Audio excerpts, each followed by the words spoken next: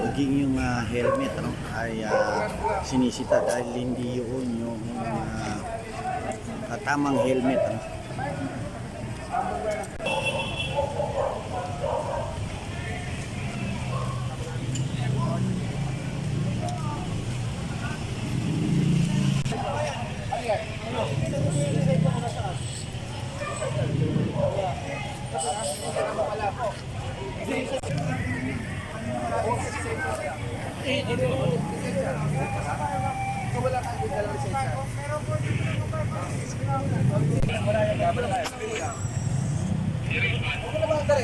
Kasi nakaharap kayo sa bangketa.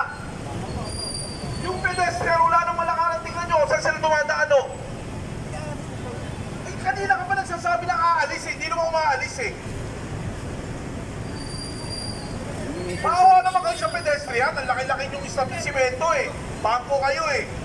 Ano ba naman yung bigyan nyo yung pedestrian sa mga naglalakad na lang? Dito na kayo mag-ano, dito na kayo mag-park. Sige.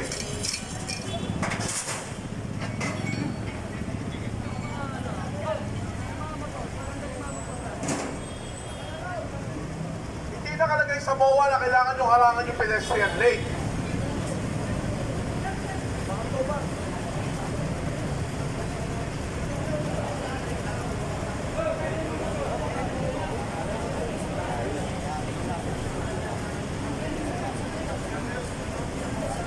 Ayan o, tingnan nyo.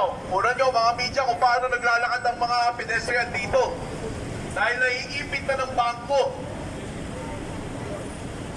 May po, pero yung harangan ng pedestrian lane, ayan, bata o. Sana naman dadaan si nanay.